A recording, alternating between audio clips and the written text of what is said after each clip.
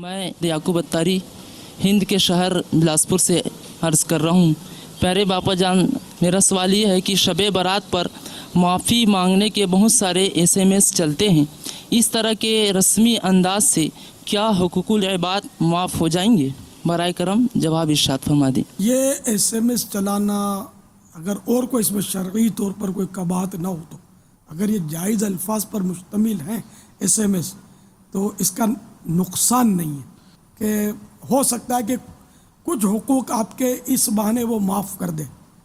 सारे हुकूक माफ़ नहीं होंगे इस तरह, कुछ हुकूक जो उसकी तवज्जो में होंगे, और वो अगर उसने उस तवज्जो के साथ कि हाँ यार इसका SMS आया है और इसने मेरे को झाड़ा तो था, माफ़, चलो बड़ी रात आ गई, तो इस तरह ये माफ़ी इंशाअल्लाह मिलने की सूरत बनी।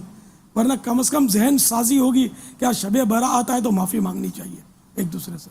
इस तरह असल में होता ही है कि बाज़ इसमें ख़राबियाँ यूँ होती हैं, एक तो उस पर लिखा होता है रिप्लाई लाजमी दें। अब वो उसको एक आधा SMS आ गया, उसका कोई जानने वाला है, चले उसको कह दिया कि ठीक है भाई आप भी मुझे माफ़ कीजिएगा, मैं भी आपको माफ़ कर।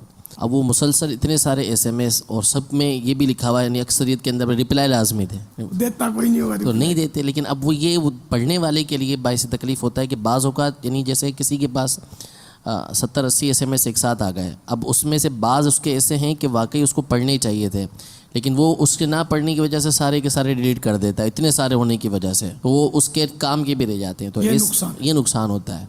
तो इसलिए अगर जिससे आपका मामला है आप उसी के साथ अगर इस तरह करें, या आपको महसूस होता है कि मैं इसके साथ कभी इस तरह कर चुका हूँगा, तो फिर हो तो समझ आती है बात। और ये उसमें ना लिखें तो बेहतर है कि रिप्लाई लाजमी दें। अब सामने वाला ना दे सके तो फिर वो क्या करेगा?